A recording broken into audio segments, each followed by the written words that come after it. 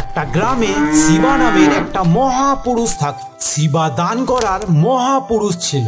গ্রামের সবাই শুধু শিবার প্রশংসা করত। শিবার কাছে খাবার কিছু থাক বা না থাক, কিন্তু শিবা দান করা থেকে কোনোদিন পিছু পা হতো না। একদিন দুপুরবেলায় শিবা খাবার বানিয়ে যখনই খেতে বসে, তখনই শিবার ঘরের দরজায় একটা বয়স্ক মানুষ চলে আসে। কিছু খেতে দাও বাবা, আমি দুদিন ধরে না খেয়ে আছি। এখন তো আমি ঠিক মতো চলতেও পারছি না। আরে দাদু, ভেতরে আসেন, আপনি আমার এই খাবারটা খান। আমি না খেয়ে থাকবো, আমি তো কালকে খেয়েছিলাম। বয়স্ক মানুষটা তখন খাবার দেখে তাড়াতাড়ি করে খেতে থাকে। খাবার খেয়ে বয়স্ক মানুষটা শিবাকে অনেক আশীর্বাদ করে। ভগবান তোমাকে যেন সব সময় খুশিতে রাখে। তুমি তোমার খাবারটা আমায় খাইয়ে দিয়েছো। আজকালকার দিনে এই রকম দানের মহাপুরুষ কোথায় পাওয়া যায়? এই কথা বলে বয়স্ক মানুষটা ওখান থেকে চলে যায়। কিন্তু শিবারও খুব খিদে লেগেছিল, আর শিবা তখন রান্নাঘরে গিয়ে দেখে ঘরে এক টুকরো চাল নেই। যাই, কিছু কাজ পাই নাকি দেখি। ওই বয়স্ক মানুষটার পেট ভরেছে, এতেই আমি খুশি। তখন শিবা বাড়ি থেকে বেরিয়ে কাজ খুঁজতে যায়। তখন গ্রামের বড় ব্যবসাদার বীরু শিবাকে দেখে আর বলে, ওই তো মনে হচ্ছে শিবা আসছে। হ্যাঁ, ওকে দিয়েই দোকানের সমস্ত মালগুলো ঘরের ভেতরে রেখে দিই। ও তো এমনিতেই লোকে সাহায্য করে। তখন বীরুবাবু শিবাকে ডাকে। আরে কি ব্যাপার বীরুবাবু, সবকিছু ঠিক আছে তো?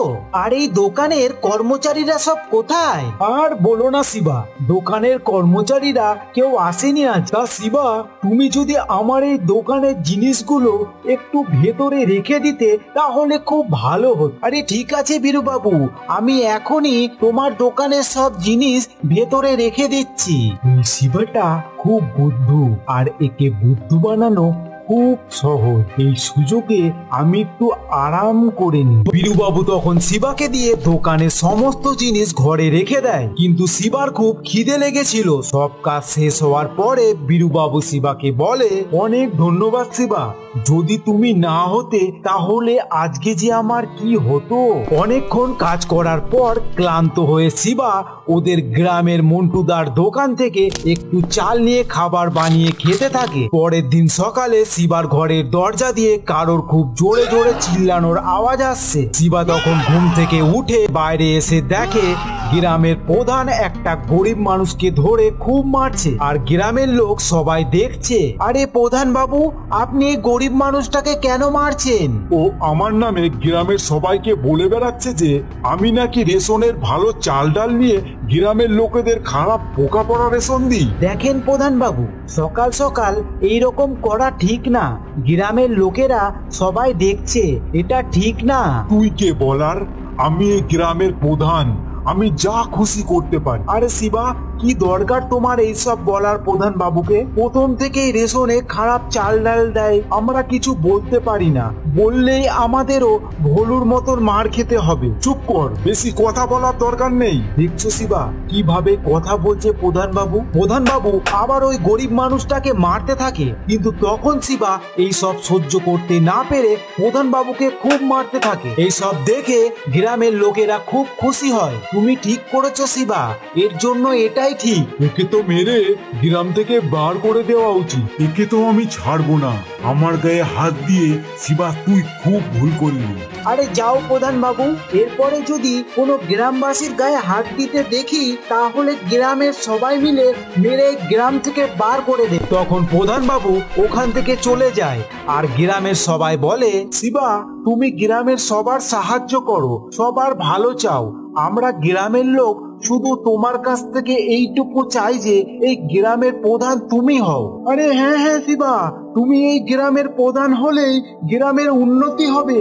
ওই প্রধান হরিদাসের কাছে তো লোকে যেতেই ভয় পায়। শিবা গ্রামের সবার সাহায্য করত, এর জন্য গ্রামের লোকে শিবাকে গ্রামের প্রধান বানায়। তখন গ্রামের প্রধানের কাছে এই খবর যায়, আর গ্রামের প্রধান তখন ভীষণ রেগে যায়। কি, শিবার এত ক্ষমতা, গ্রামের প্রধান হবে? একে তো আমি ছাড়বো না। প্রধান ভাবতে থাকে যে আমি এমন কি করি যাতে আমার পথের কাটা শিবা যেন সারা জীবনের জন্য এই গ্রাম থেকে চলে যায়। এইভাবেই অনেক দিন হয়ে যায়, আর যখন রেশন দেওয়ার সময় আসে তখন খুব চালাকির সাথে হরিবাবু রেশনের চালের মধ্যে খুব খারাপ চাল মিশিয়ে দেয়, আর শিবা কিছু জানতেই পারে না। আরে শিবা, তোমাকে গ্রামের প্রধান দেখে খুব খুশি হচ্ছি, এখন থেকে ভালো রেশন তো পাবো। আপনারা এত বিশ্বাস করে আমায় এই গ্রামের প্রধান বানিয়েছেন, আমি এই কাজটা যেন ভালোভাবে করি। আপনারা শুধু আমাকে এইটুকুই আশীর্বাদ করবেন। আরে হ্যাঁ হ্যাঁ, এখন থেকে গ্রামে উন্নতি হবে। এই গ্রামের উন্নতি কেউ আটকাতে পারবে না। গ্রামের সবাই রেশন নিয়ে খুব খুশি ছিল, কারণ প্রথমবার সবাই পুরো রেশন পেয়েছে। পরের দিন পুরো গ্রামে হইচই শুরু হয়ে যায়, কারণ নতুন প্রধান শিবা পোকা পড়া চাল ডাল দিয়েছে। তখন গ্রামের লোকে এক জায়গায় হয়ে শিবাকে জিজ্ঞাসা করে, তোমাকে বিশ্বাস করে গ্রামের প্রধান বানালাম, আর তুমি কিনা আমাদের সঙ্গে বিশ্বাসঘাতকতা করলে। শিবা, আমরা তোমার কাছ থেকে এটা আশা করিনি। খারাপ রেশন দিয়ে কি লাভ পেলে? তুমি তো গ্রামের সবার ভালো চেতে, কিন্তু তুমি খারাপ রেশন কেন দিলে? এত খারাপ রেশন তো আগের প্রধানও দিত না। আমরা তোমাকে প্রধান বানিয়ে ভুল করেছি। ঠিক বলেছ রবিদা, এখনই তুমি এই গ্রাম থেকে বেরিয়ে যাও। তখনই ওখানে গ্রামের আগের প্রধান হরিদাস চলে আসে। আরে হ্যাঁ হ্যাঁ, একে তো এখনই গ্রাম থেকে বার করে দাও। এর উপরে আমরা বিশ্বাস করে অনেক বড় ভুল করেছি। তখন গ্রামের লোক শিবাকে গ্রাম থেকে বার করে দেয়,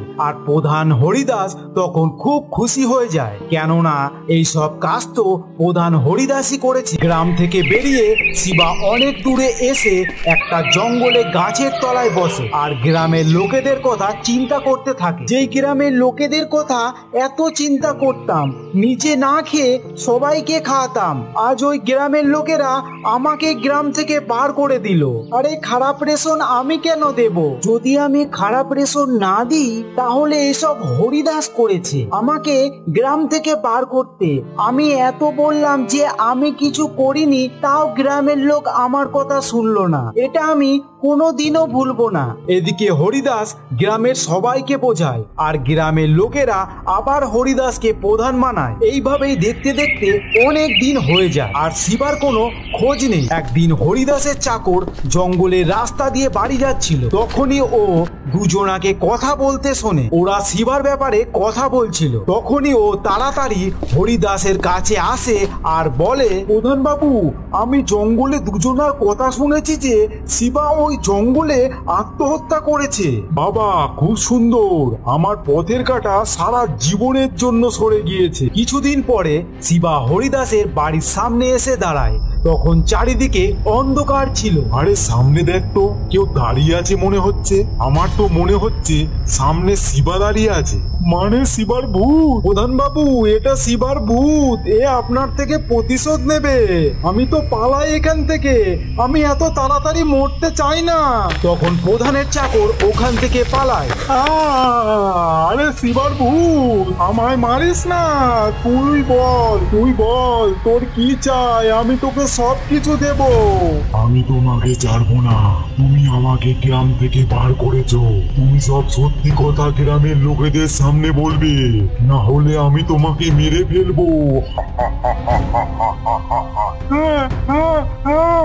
আমি গ্রামের সবার সামনে বলবো, কিন্তু আমায় মেরো না।